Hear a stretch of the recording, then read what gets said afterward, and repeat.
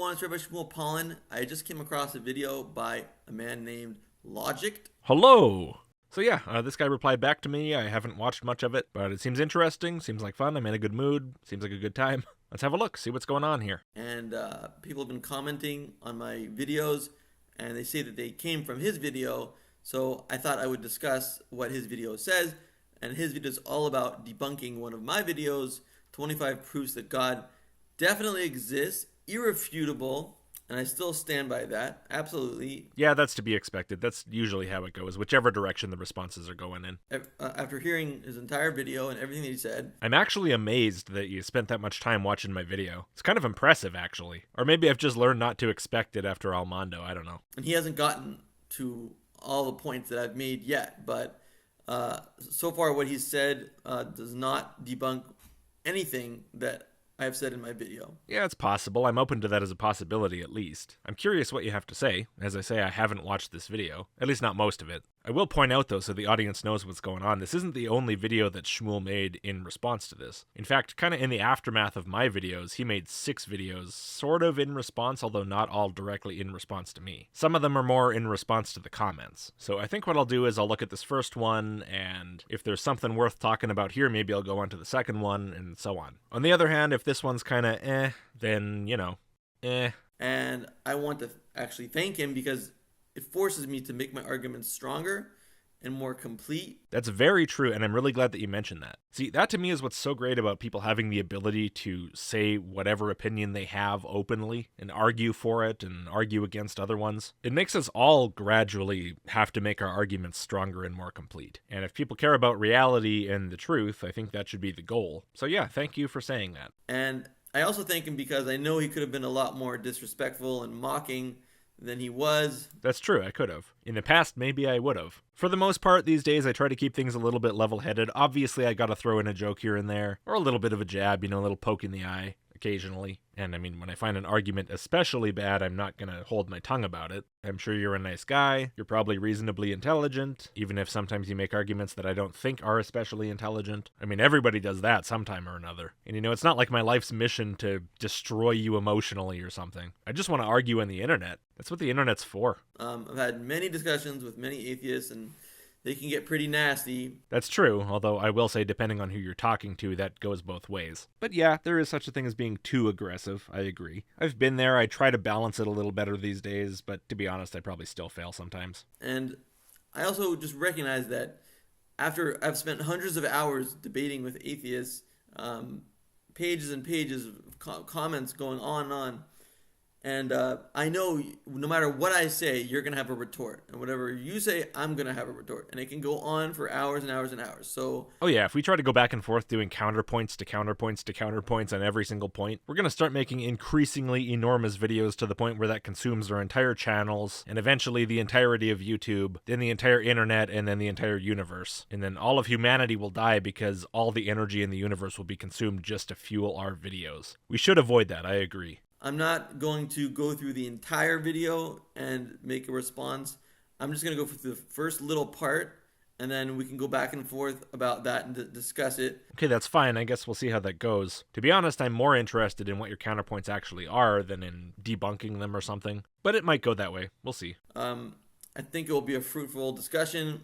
You're an intelligent guy.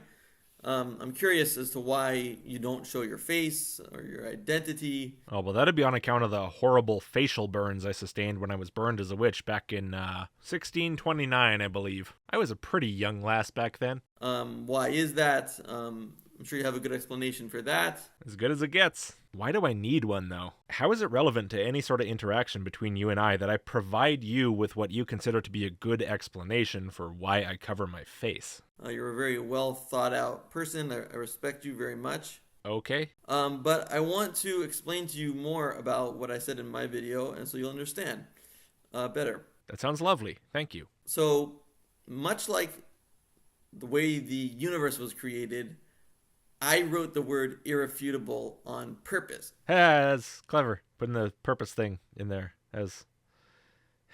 I know that what I said in that video stands up to logic. Okay, well, I'm glad you know that. And while it may require a new layer of sophistication from me, in how my arguments are made, I do believe that when the arguments are made, a logical person is compelled to believe that God or something like God must exist. Something like God. I'm guessing that means something like capital G God, so still a God, just not that God. Although, to be fair, the video wasn't about just a God. Some of the arguments were, but some of them were also about specifically your God. In the arguments I responded to in my first video, which is what we're talking about here, that was that the existence of Adam is a genealogical fact, that a lot of people witnessed the revelation to Moses, and every Jew's grandfather believes so, and the survival of the Jews despite persecution. The other ones are more general-purpose God arguments, but those three in particular do refer, I think, specifically to your God and not just something like it.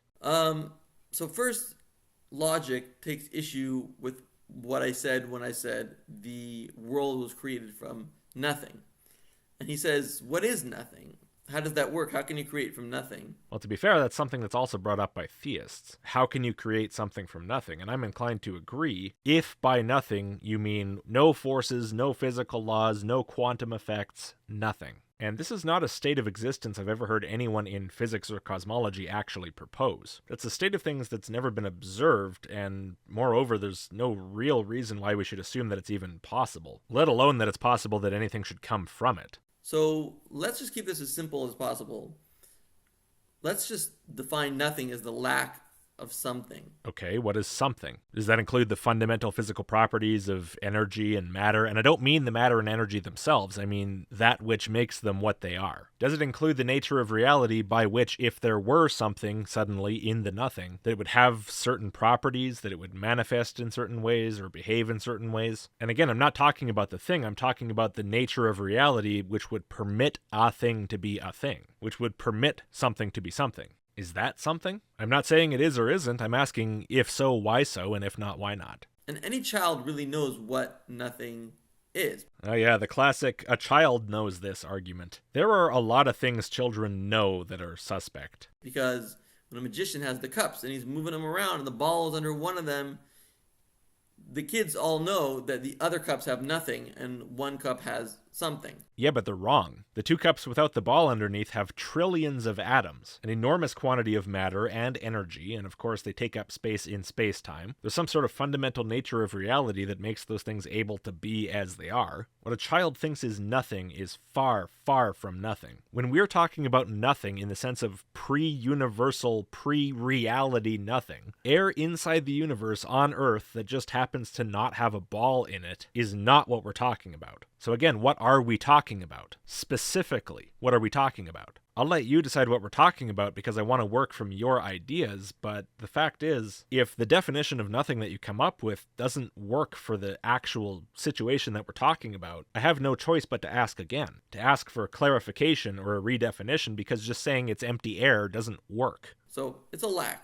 You say nothing is a lack, so when you say there was nothing before the universe, that God created the universe from nothing, or that atheists think that the universe came from nothing, what exactly are we referring to a lack of? And I mean the specifics here because just saying everything doesn't really address my point. I don't know what you're including in everything. I think if just all matter and energy in the universe disappeared tomorrow, a lot of people would say that's nothing, that now everything is gone. But there's still a lot of what reality is there. You could still reintroduce matter and energy to that reality, and existence would still mean something. Physical events could still happen. So would the lack of energy and matter really be nothing? You tell me. And that's how Judaism says the world was created. I mean, who knows how it was created? This is the tradition handed down from the Jewish sages and from the Bible that is created from nothing. Okay. Well, that's an interesting tradition. I still don't really know what it means. I still don't understand how the hell that would work or why I should believe it. We call it ex nihilo in Latin. Now, how does something come out of nothing exactly? Nobody claims to know that. Certainly not me. Okay, then I don't believe it. If you don't even have anything to offer me on how that works, I'm not going to believe you. I mean, this is very different from saying, yeah, a physical process happened, but we don't quite understand it yet. Physical things happen. Chemistry happens. At least we have that. But in this case, you don't have any of that. We're not talking about an unknown physical event that maybe requires some investigation to figure out how it might have happened. If we were talking about something happening within the physical universe, I wouldn't be nearly so dismissive. I would say, okay, I'm not really sure what kind of physical events might lead to this, but feel free to present them. The problem is here, there are no physical events. We're talking about an event within nothing, performed by an entity that supposedly is non-physical, interacting with something that isn't anything at all. I mean, to me, that sounds like nothing doing nothing to nothing, and then boom, there's something. With my question about how it works, I don't mean I want some scientific explanation. What I'm saying is, I don't even understand how it makes sense conceptually. I'm not asking for a step-by-step explanation of how it happened. That's something for way later. I'm just asking how the idea even makes sense. Now, am I saying I think you're definitely wrong? No, of course not. I think you're just presenting me with a very underdeveloped idea. One based apparently entirely within tradition, about which no further thought is performed. And it's something only the creator would know. See, that's a verbal shrug. And again, I'm not asking you for some detailed explanation. I just want to understand what you mean when you say what you believe, what the words mean, and then I guess some kind of reason to think that from what you define as nothing, it's possible to get something. I don't even need to know how, right? We're not trying to get to that point yet. I accept a lot of uncertainty. Say for something like abiogenesis. I know there's a great deal of uncertainty on what happened. There probably always will be. However, what we're talking about are molecules, and I know the power of chemistry to create complex molecules. And so at least I can see the possibility there, right? That doesn't imply certainty and it doesn't imply knowledge of the specifics, but I can see that here is an idea at least worthy of some serious consideration, because we're talking about unknown details within a pretty well understood big picture. But with your thing, we don't have that. We haven't defined nothing adequately for me to understand what we're talking about, and we haven't established that it can be interacted with in this way. We're operating completely in the dark, and the only thing on offer is a tradition that I don't adhere to. Well, I'm afraid that doesn't help me, and saying, well, I don't know, only the creator would know how he did it, while in a theistic universe that may indeed be true, doesn't help me believe it. In fact, the complete lack of any actual reason beyond tradition helps me not believe it even more. By the way, isn't it funny how it's usually the atheists who are accused of believing something came from nothing? But there's nothing illogical about believing that it came from nothing. Okay, so what's the logical pathway that leads us to the belief that it came from nothing? I mean, it's here, and it had a starting point. Most agree to that. The expansion, yeah, but that doesn't mean there was a starting point which was literally nothing. I have no reason to agree to that. I mean, I could be persuaded, I'm not saying that's not the case, and I'm familiar with the idea that maybe the universe came from quote-unquote nothing, but not quite nothing the way the religious think of nothing. I'm not just going to blindly accept that either, I'm not going to dismiss it either, I'm just going to wait and see what happens. But yeah, the point is, just saying it had a starting point doesn't get me to where you are. But so yeah, if I agree that it had a starting point, meaning expansion of space-time, that doesn't get me to where you think the starting point is. I think your idea of what constitutes a starting point is very different from mine. And I think part of the problem is that we're thinking about different things starting. As I say, I'm talking about expansion. You're talking about the existence of everything. Except, of course, for God, who just gets to exist for no reason. So it must have come from nothing, but we don't know exactly how it did. Why must it have? I don't agree with you. In the last video, you brought up Stephen Hawking as an argument, who I would say also did not agree with you. At least not in any meaningful sense. I'm curious who you think does agree with you, because just saying there was a beginning to the expansion we observe, saying an event began, does not imply that prior to the event there was nothing. I'm not seeing a reason to make that leap. You need to provide one. But it seems as if you didn't realize that you made a leap. And as you say many times, there's nothing wrong with not knowing. There's nothing wrong with not having a complete explanation. So we don't have a complete explanation about how something came from nothing. Okay, that's fine. I understand. What work are you doing on it? And I don't mean you specifically, I mean anybody. What are people within your religion doing to establish the truth of the claims within the religion, to ensure that what they believe is true? Look, if something came from nothing, the details frankly don't interest me that much. What interests me is being convinced by somebody that the basic concept of the thing makes sense, based on the definition of nothing that we're using, which hasn't really been provided, and to be convinced of its plausibility, and frankly to stop being told that I must believe it just because I accept that space-time expansion is occurring. There are many things about the past and the origin of the universe and whatever that we don't know. I accept the lack of detail. What I don't accept is just telling me something that sounds incoherent, and then instead of making any attempt to make it make sense to me, you tell me it's tradition and only the creator would know, and then just stop there and don't put in any more effort. Would you accept that about anything I told you? If I said, yeah, the universe just popped into existence in 1972, from nothing, with no God, there just wasn't a universe, and then there just was a universe. It's tradition. I just believe it, I don't know how it works. Look, if you're asking me for a reason to think that's possible or plausible or likely, ask my grandpa. My grandpa will tell you. He's all about the 1972 tradition. Would you maybe have anything to say about that? A few questions, perhaps, before you'd even start taking that idea seriously? And see, that's why I'm not worried about the details with your idea. Wanting details would imply that I'm taking it seriously enough to care. But you're not giving me a reason to take it seriously in the first place. In fact, you're giving me a lot of reasons not to. It's debated in Jewish mysticism, and the debate is not for a discussion like this. It's debated based on what? Based on what observations? Look, just tell me what you mean by nothing, what the religion specifically means by nothing, that this form of origin is possible, some reason to think it's something I should at least take seriously. And I don't mean mystics consider it traditional and debate the tradition amongst themselves. I mean findings, things you've actually found out about how reality works. I doubt the mystical debates are really going to scratch that itch for me, so I agree, I don't think they need to be talked about here. Post-creation, it's true, nothing comes from nothing. So that sort of resolves the dichotomy, it resolves the contradiction that you have in your head about we say the world came from nothing, but also that we say nothing comes from nothing. That doesn't really resolve anything. Post-creation, nothing comes from nothing. Well, if it's possible that something comes from nothing, then I certainly don't know that. If that's a thing that can happen, I don't see why it couldn't happen within creation. Why couldn't it? You tell me. Tradition? But if it can't, then why am I assuming that before the universe it can? Based on what? Tradition. People say so. Well, then I'll need something a little more compelling from those people who say so. I'll accept some pretty wild ideas from people if they show their work and their work is compelling. But come on, man, if the answer's just tradition, I could go to any tradition around the world and come up with radically different answers. I could believe all these conflicting things all at once for equally good reasons. Well, the world came from God. God created existence as nothing.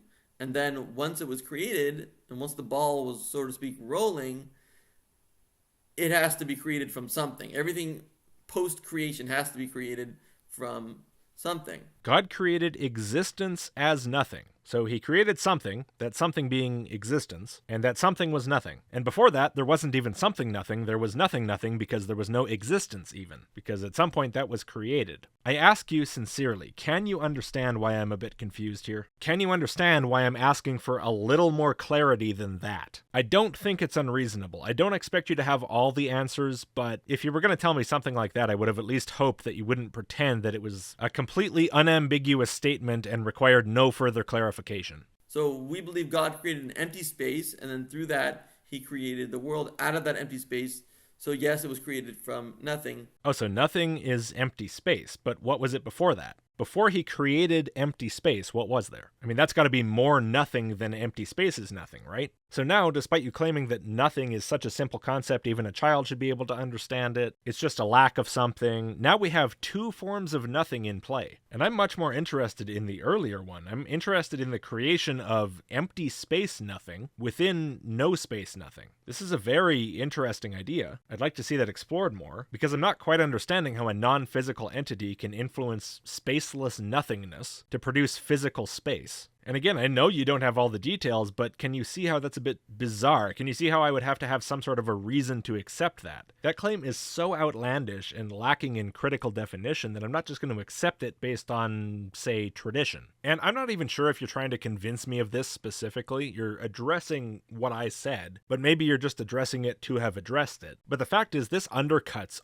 all of your other arguments. This is the claim your other arguments are supposed to irrefutably prove, but none of them address it at all. None of them support it. None of them even make it any more clear. Every other one of your arguments relates to some aspect of this God and creation system that comes after this point that we're talking about. Every single one of them relies on my buy-in to this, that this is possible and plausible and likely. If I don't at least have that, this is not going to be a prime choice, or indeed a very highly ranked choice, in terms of explanations for any phenomenon I observe. This isn't even the horse falling down at the starting gate. This is the horse falling down 10 minutes before the race starts. And so if you're not going to continue to address the majority of my video, I think that is wise, because if this part of the claim is not properly supported, at least to the point where I can see it as making sense and being plausible at the very least, then everything else is irrelevant. All this stuff about how could atoms form in some non-theistic, science-y way? Okay, maybe they could, maybe they couldn't. It doesn't really matter. Your idea specifically is so vague and lacking in support that it's not even really on the list of alternatives to me.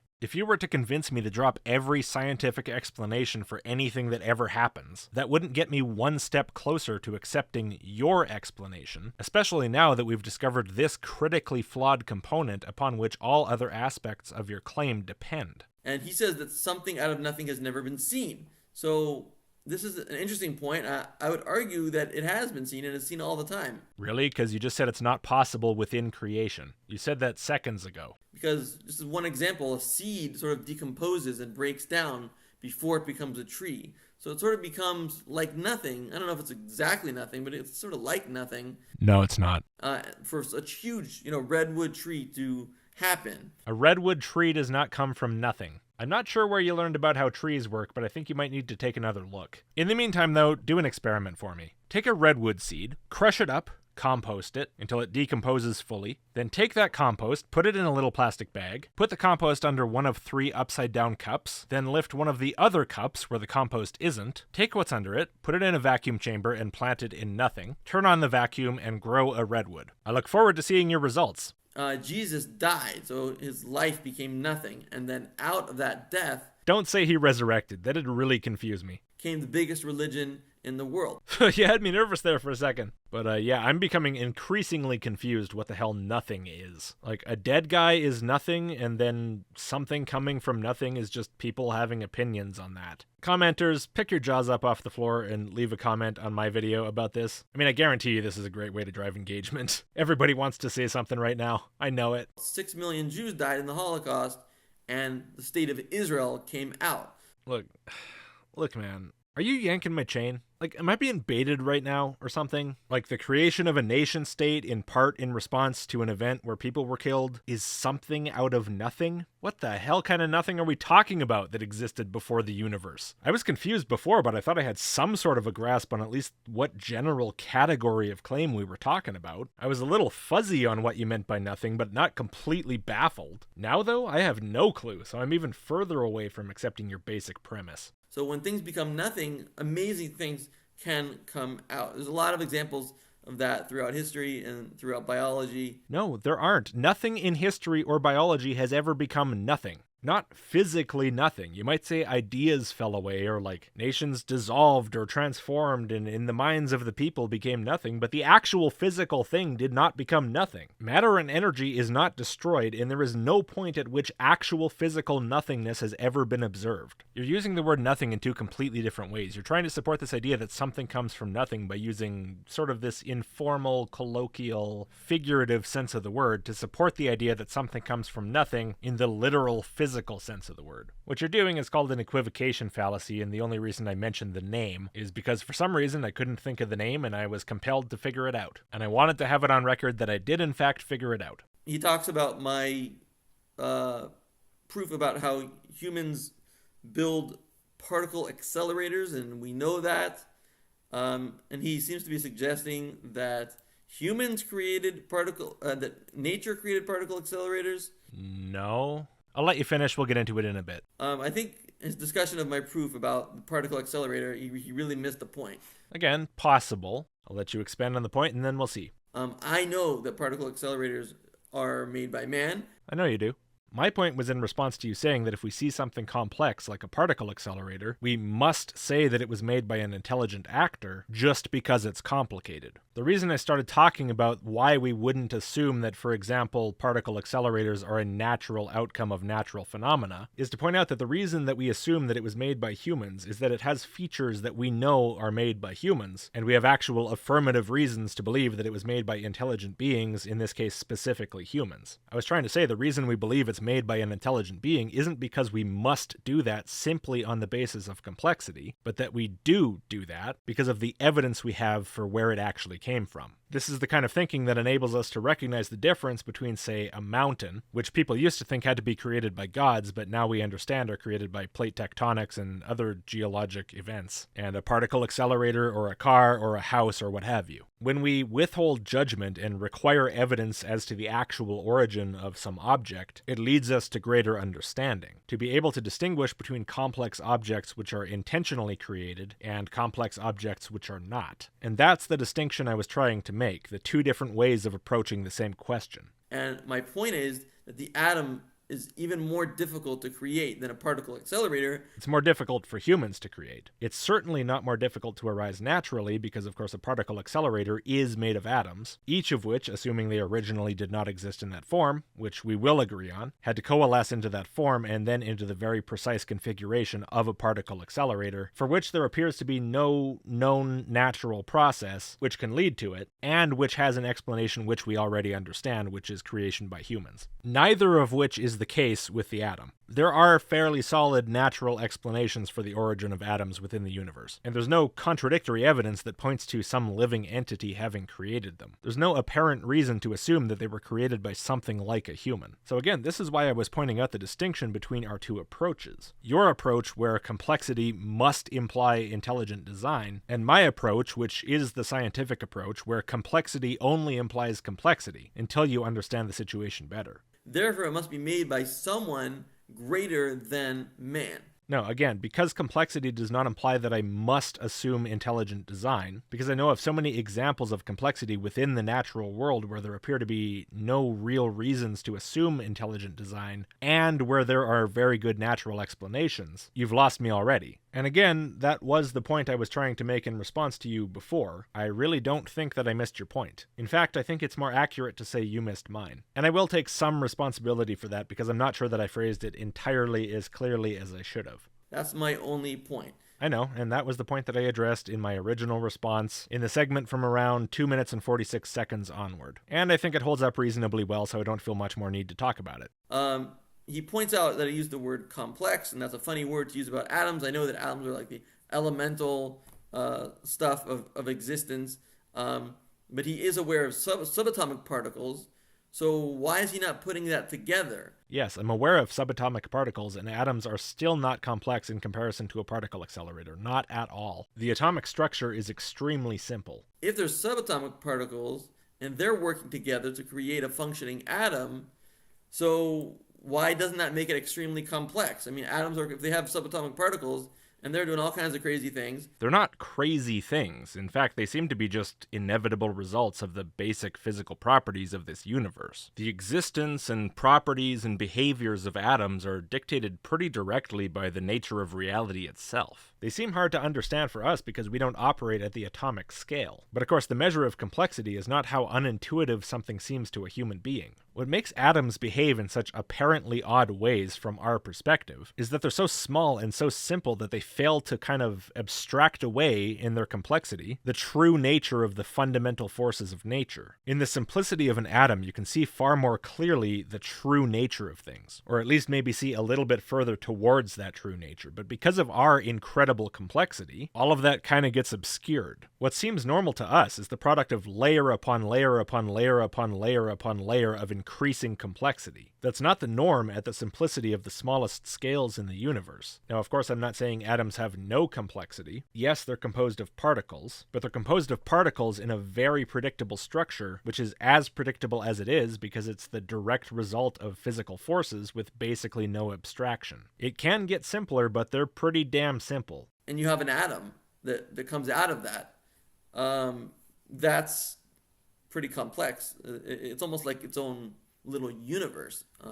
No, it really isn't. Just because it has things that are drawn round in the textbooks and they interact with each other isn't really enough for me to say it's like a little universe. It doesn't have any of the chaos and randomness and complexity of this actual universe. And that's because it's not a universe, it's one of the simplest components of this universe. It's a very complex thing. Again, I disagree. I think it's a bad example for what you want to demonstrate. But there are, of course, things in this universe that I would say are validly considered complex. And yet again, I see no reason why I must consider those things to imply or require intentional causation. You know, this entire argument that we've been on for the last few minutes basically stems entirely from the assumption of the validity of the assertion that complexity must imply intelligence. And we haven't got there. Like, you're there, but I'm not, so we kind of have to cover that first. And your 25 proofs did not cover that first. I'm not sure that it even covered it at all, which is strange because that's one of the fundamental premises upon which you base a lot of your arguments. And you know that because you mentioned subatomic particles, you're just not putting it together. I'm putting it together, I'm putting all the subatomic particles together, and I'm seeing the simplicity of the atom, and therefore rejecting your assertions about its extreme complexity, and then I'm rejecting your assertions about what I must believe about intelligent design in the face of observed complexity. To me, the fact that the world finds a balance, which you talk about, seems to be the product of an intelligent creator of the world, rather than no creator of the world. Okay, I think I have a lot to say about that, but I'll let you go on, and then we'll see. Because even a child can see that if... Stop with the argumentum ad childum. It doesn't work. Argumentum ad infantum, I don't know. Even a child can see that if something is balanced, it was done with intelligence. Balance is a mark of intelligence. It's a clue.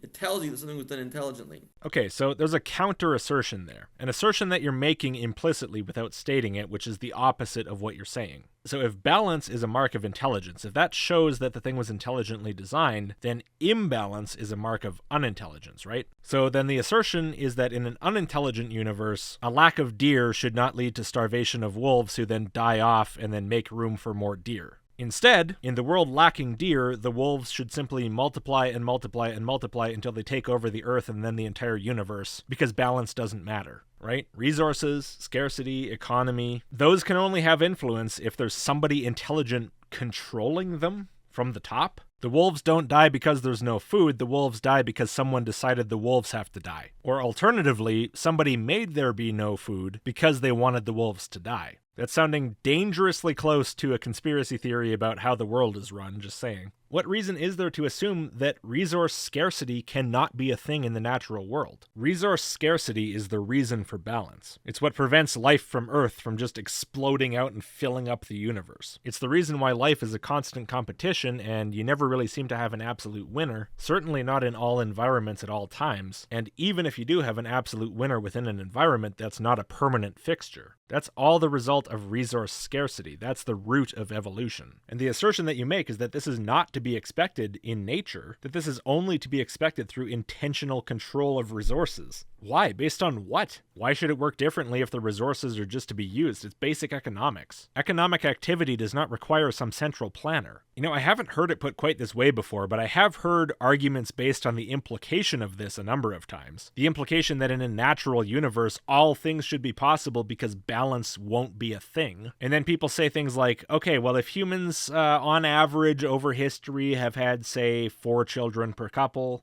toss an exponent on a number and here you go, there's the number of humans we should have had after 1 million years. But that's more humans than there are atoms in the universe. We would have filled it all up. No, we wouldn't, because there's not enough resources in the universe for that to happen. That should have been implied by the statement that there's not enough atoms in the universe, but apparently it wasn't. Those of you who've seen my Science in the 12th Century videos, I think the second one or the third one, know exactly what I'm talking about here. And I think I've also seen that argument more recently. But it's a really interesting assumption. I don't understand why you would make it. There appears to be no reason to. Maybe you can explain it to me sometimes, I don't know. But as of now, I see no reason to make that assumption and a lot of reasons not to. Atoms were not caused by scientists, but there's also no reason to believe that they're caused by anyone else, you say. In other words, you're saying just because we don't know where something came from, it doesn't mean it came from God. Right. Well, we all agree post-creation that creation didn't come out of nothing. It came from somewhere, something. Well, except for redwood trees, Christianity, and the state of Israel. And if we just examine the atom, what conclusion are we to draw? What is a rational person to draw from that? If you just examine the atom, you should draw the structure of the atom, and that's probably about it. We would draw the conclusion that it came from something, that it came from intelligence. Why? You say that kind of thing a lot. I don't know why. I mean, it sounds like you kind of just assume so, because you wanna. You're not really giving me a lot to lead me to your conclusion here. And we call that God, but you don't have to call it God. You could call it Zeus. You could call it Buddha. It doesn't really matter at this point. At this point, no, you're right, it really doesn't. We're talking about something for which the evidence presented in support of its existence appears to be, it's just gotta be true, I assume so. So you're right, we're not really at the point where naming the thing is relevant. You have an unknown. And this is the point that you don't understand. We're not saying because of the atom, it must be, the God of Sinai. It must be the God of the Bible. Nobody is saying that. Nobody's saying that proves that God. Right, but you're saying it proves a God, and I don't agree. You know I'm an atheist, right? What we're saying is we have an unknown here. No, what you're saying is we have an unknown here, and therefore I know. There appears to be an unknown, and you know it's an unknown, and I know it's an unknown. The scientists know it's an unknown, I know it's an unknown. We all know and agree that it's unknown how the atom got here and how it wound up so unbelievable the way that it is. To be honest, I don't think the scientists really think it's that unknown. Uncertain, maybe, as in lacking in absolute certainty, because that's what science is, but the origin of particles and atoms is definitely not in the no idea category. What exactly do you think they're doing with those particle accelerators? The religious person is just saying, let's learn more about that unknown. Learn or assert? And we draw more conclusions. That's why I have certain proofs about the painting and certain proofs about the watch, because it's important to look at more and more examples, because they tell you more and more and more about that unknown, whatever you want to call it. No, those are just more ways to say, again, I don't know, therefore I'm right. Learn about the unknown. That's what learning is. It's the essence of learning, to learn about that which is unknown. Yeah, that's what science is for. And that's why religion in this sense is so annoying, because it teaches that actual learning is stupid, and just asserting whatever you feel like and making assumptions is the best way to truth. We know it's something. There's something out there. You know that and I know that. There's something out there. The world cannot be explained by random events. It's just not possible. There's something out there. You know that and I know that. Can you stop telling me I know the stuff you think you know? Anyway, you say the world cannot be explained by random events. Well, science doesn't explain the world by random events. That's the whole point of science. It's not random. That's why you can make predictions, perform an experiment, and get a predicted outcome, because it's not random. Chemistry isn't random, natural selection isn't random, plate tectonics aren't random, the way stars produce different kinds of atoms isn't random, the formation of atoms and particles isn't random. Sure, maybe the specific details, like which atom is produced where in which star, which particular species of life are going to evolve after 1,000,000 years, in which area of space-time any particular particle is going to originate. You know, those details are so difficult to predict as to be what we would consider random. But the overall processes are very predictable. We can observe them and calculate about them and think about how we think they might work, and then observe them some more and see if what we predict actually comes true. The power of science is not in having explanations. The power of science is in predicting the future and being right. When you understand something well enough through the scientific method, you can predict the future and be very confident in your likely success. And the reason you can do this is because the way the universe works is non-random. And non-random does not mean intentional. Non-random means predictable. And science enables us to identify the broad strokes of that predictability. This is an enormous misconception that some religious people have, that the alternatives are intentional or random. And since generally science isn't proposing intentional causation, it must be proposing random causation for everything. The whole universe must just be the equivalent of the infinite improbability drive from Hitchhiker's Guide to the Galaxy. Just totally unpredictable stuff happening for no reason at all times. And that's the scientific explanation for why things are the way they are. I don't know how such a misconception is even possible, but it's incredibly common. The balance, the harmony, the majesty, the beauty, it just doesn't naturally lend itself to the conclusion that it was caused by random events. Lends itself to the conclusion that it was done purposefully and intelligently. Most of your arguments through this video have been very similar, and they all come down to one basic thing, which is that thing that you're not convinced is intentional actually has to be intentional because look at it. It's obvious. I've said a few times throughout this video, why? Like you just say through this video, this shows intention, that shows intention. Yeah, but that's just saying it. You're not giving me a reason, you're just saying it. That's not going to convince me. How can that convince me if I'm not already convinced? So that's what we believe. So we look at the unknown, we say, well, it must be purposeful, it must be intelligent, it must be big, it must be strong, it must be powerful, it must be wise. Right, you look at the unknown and you say, now let me tell you all about it. Because you assume it's gotta be that some guy wanted it that way, and you assume that for no apparent reason that I can discern. From the outside looking in, this appears for all the world like just pure wishful thinking. Based on what we see in the world, we gather more and more evidence as to what that unknown is. Okay, can I have some? Because up to this point, all I've got are assertions that all of science is wrong and you're right because you said so. Look, if you want to get me on board, you have to actually get me on board. You can't just kind of pretend I already am. I mean, do that if you want, but it's probably not going to have the outcome you want. And by the way, realize that you're always on the defense. Am I? What am I even defending? I don't think I even have a goal. Because we're bringing evidence that God exists, and Right, you're attempting to defend the validity of the belief in God. Go ahead. all you do is try to tear down that evidence. Tearing down sounds kind of offensive, in the sense of me being on offense. I mean, not that it matters. Ultimately, in arguments, everyone is in the position of defending their own position. That's half the point. The other half, of course, being tearing down the other guy's position. But then we just bring more evidence and more evidence. We can bring the watch, we can bring the rainbow, we can bring the atom. We can just keep bringing more and more and more. And you have to keep knocking down every single one. It's like bowling. You have to knock down every single pin that we throw up, but you're never going to win. You can just gish gallop until I run out of time, throw a massive heap of terrible evidence in my face and hope that I don't have time to respond to all of it. Are you sure that's the best way to convince people? It's kind of the same thing as your video with the 25 proofs. It's like, yeah, there were 25, but they all sucked. One good one would have been better than all 25 put together. And the fact that you admit to just laying out unbelievably huge numbers of arguments that are as easily knocked down as bowling pins says a hell of a lot about your position and, frankly, your attitude towards the truth. Because there's so much evidence that something like God exists that you will never be able to totally debunk all the evidence that we can bring, all the suggestions that the world has that the world was created by an intelligent creator. So if you're able to throw out such an extreme quantity of bad arguments that it just runs out the clock, you win? So if I don't address even one of the possible arguments for God, you win by default. Does that go the other way? Because I believe I could present you with several million pages of evidence for evolution, quite literally, or for the natural origin of atoms, or the earth, or for the non-existence of God and the falsity of your religion. You know, take your pick. If I did that, I'm sure there'd be tons of crappy arguments in there. Maybe some good ones too, but hey, they're all equal. How much time have you spent addressing all of those? Because if there's even one you haven't addressed, then they're all right and you're entirely wrong. Doesn't even matter how bad the one you missed is. You missed it, so I'm right and you're wrong. La la la. I mean, your rules. So I hope you'll think about what I said, and okay, give me a second. Done. Like I said, I'm just going to go for the first couple topics because I know we could go back and forth. And I know we can't go back and forth about 25 topics. So let's just go back and forth about one. Okay, well, I'm sure my video here has some kind of a through line that you can identify, so let's go with that one. And try to understand that we're not saying the atom proves the God of the Bible. Okay, give me a second.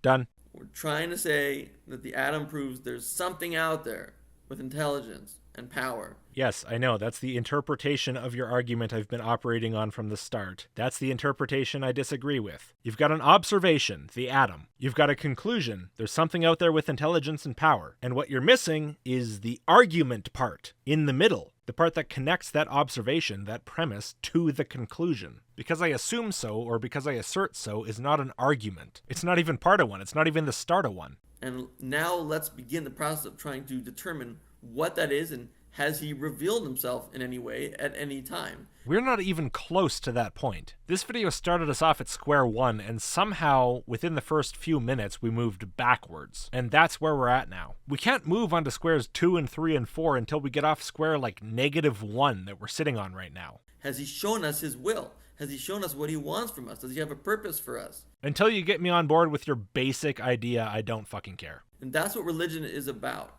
Finding that unknown, finding that purpose. Right. Religion is about exactly what I've always thought it was about, which is looking at an unknown, saying you know everything about it, and then making that your purpose in life. That's foolish. I'm not going to do that. And hopefully people come to the conclusion that I've come to, which is that it's all about the Torah, the Bible, the 7 Noahide laws, that kind of stuff. I hope people will reach that conclusion. That's sort of what I push. That's what I'm trying to get out there. Good luck. But just realizing that there's an unknown is a big step unto itself. To realize that there's something out there and I don't know what it is, and I want to search for it because it's important, because it's the truth. Yeah, that's science. That's what science is. I agree that that's cool, but it doesn't lead me anywhere close to where you're at. I want to know what that unknown is all about. I want to know what that unknown wants from me, if it wants anything. Why would you assume that the fact that you don't know the origin of the universe means somebody wants something from you? That's bizarre. So I hope you will join me in the search for the unknown, because that's what we both want to know about, in true learning, in true respect of each other and of humanity. And together, may the religious people and the atheistic people come together in their shared values of belief in the unknown and the belief in data and evidence. You know, the way you say it sounds really great, and being able to, get together and respect each other and have a nice time and be interested in questions is great. But unfortunately, the religious half of this partnership regularly shows that they have no intention of holding up their end of the bargain of actually looking for the truth. It appears so much that all they have are presuppositions. And look, if you don't think that's true about you, I think you would be wise to take another look and maybe ask yourself some hard questions.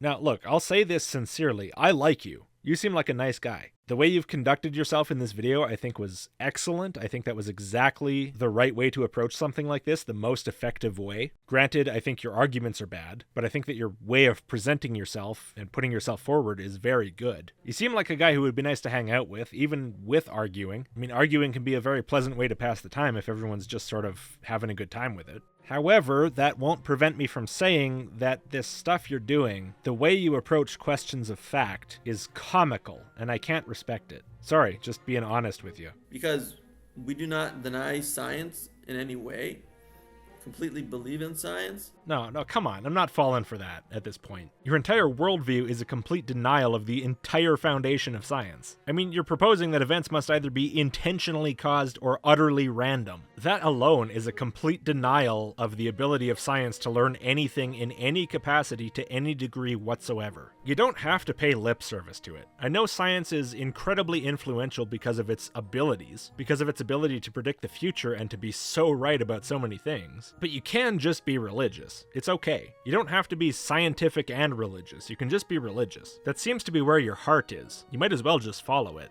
And we just know that science actually lends itself towards a belief in a higher power. And we see that, and you seem to not be able to see that. No, you're right. I'm not able to see that at all. And I have to say you haven't helped with that. In fact, if your goal was to get me to see that, well, I see that less now than I did before. Seems like every video I respond to has that problem. So, I hope you will merit to see that soon. And I look forward to your reply. God bless. Sure, well, have a nice day. Well, that went actually really well. I quite like that. That was very pleasant. I think I might do his next one. We'll see. So thanks for watching, and if you would, before you go, please give the video a like and click subscribe if you haven't. If you really like the channel, please do consider supporting with even like a couple bucks a month. It helps a huge amount. And enormous thanks as always to all of my supporters who've made that choice. If you want early access, sign up to the email list at list.logicked.com, and I'll see you next time.